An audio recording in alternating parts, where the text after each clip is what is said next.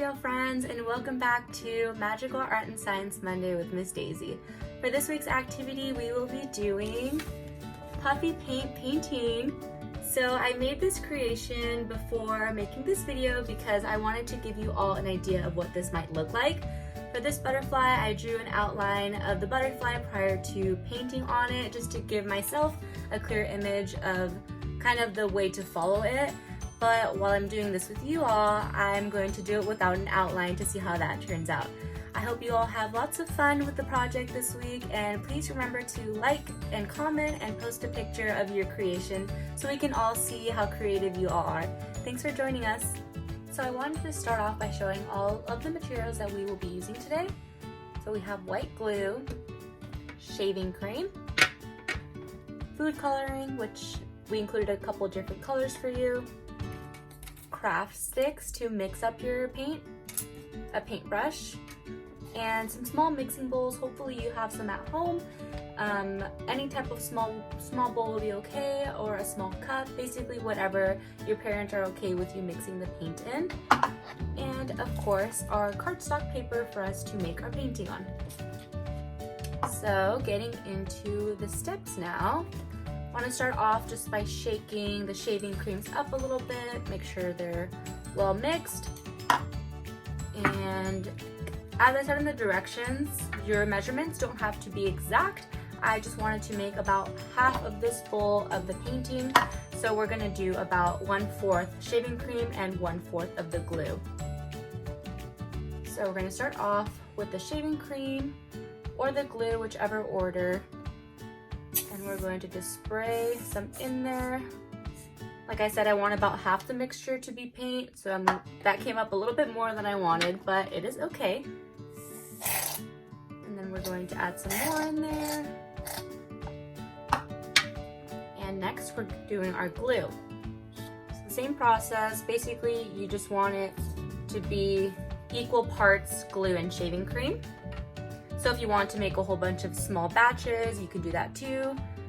You can just cut the measurements in half as many times as you want. So that's about halfway glue and halfway of the shaving cream. So the next part is adding our food coloring. So like I said, you can make different batches if you want. You can even mix up some of the colors and make your own colors. But for my painting, I have yellow and red. So I'm just going to stick to those two. So in this bowl, you can add about 10 to 15 drops in there, depending on how dark you want your color to be. So I think that's good for me. And you can always add more as you go, depending if you like the color or not. Just gonna add the same amount of drops in the next bowl. And just remember that as the puffy paint dries, the color will get darker, so it's okay if it looks a little light while you mix it. So I'm going to show you all how it looks while you mix it. And that is definitely red enough for me. If it were your paint and you wanted it to be more red or less red, like I said, you can add as much as you'd like. So you can see right away that the shaving cream and the glue are making a very thick mixture, which is exactly what we want for our painting. That is perfect. So you want to just mix until it's fully combined, until you can't see any more of the white shaving cream. You just want it to be all mixed up so it's all one color. And that's pretty good for me.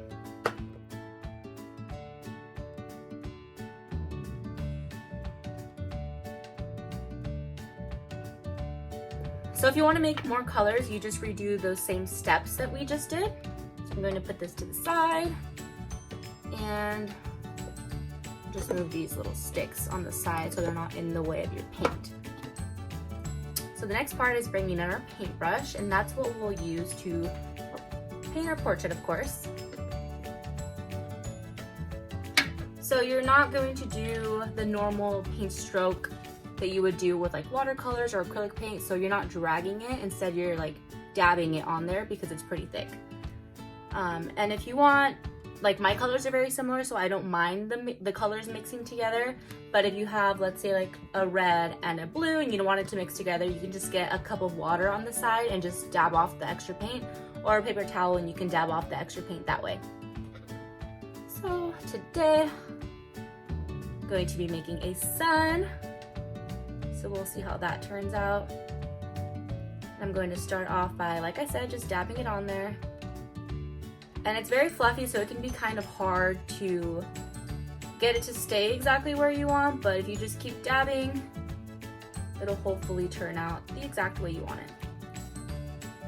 So I'm just going to start off by dabbing that in the middle. And like I said, I don't mind if mine mix, so I'm just going to dip it right into the red.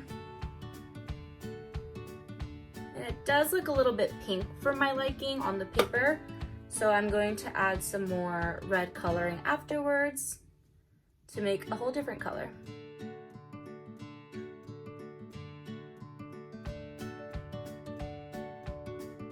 Remember, we have to do that dabbing technique to make sure that the paint stays in place. So just dabbing away. You can mix it up with the colors or keep them separate, totally up to you. So I'm just going to dump some of my red paint because I do want to make it a little bit darker.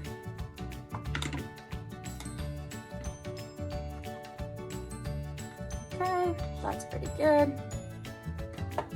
So get that same food coloring. If you want to make it darker, added some more drops in there.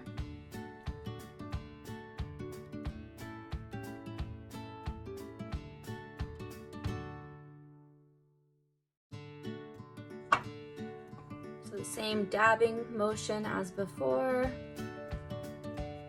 And I'm dabbing and spreading.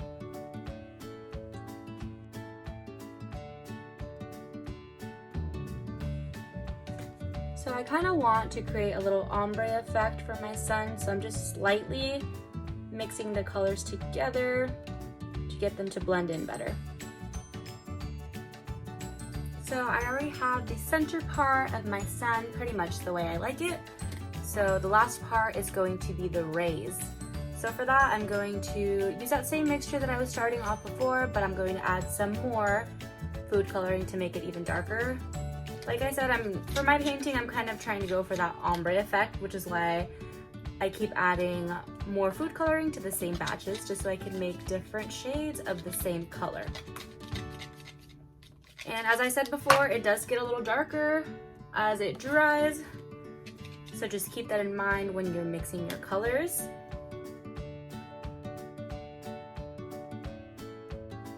Okay, I think that color is pretty good for my rays. And it's pretty hard to make shapes with this paint, but just give it your best and it'll come out perfectly fine.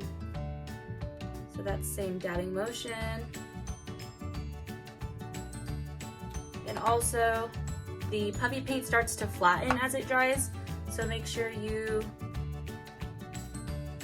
give enough volume while you're making your painting.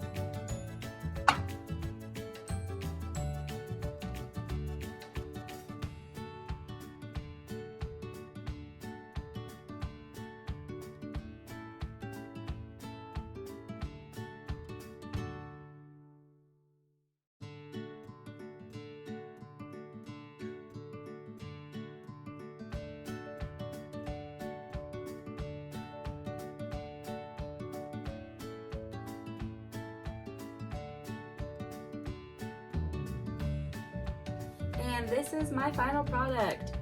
I hope you all enjoyed puffy painting with me. I hope you have lots of fun making your own puffy painting creation.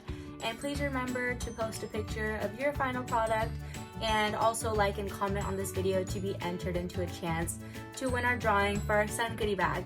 I hope you all had lots of fun and thank you for tuning in to Magical Art and Science Monday with Miss Daisy. Bye, see you next time.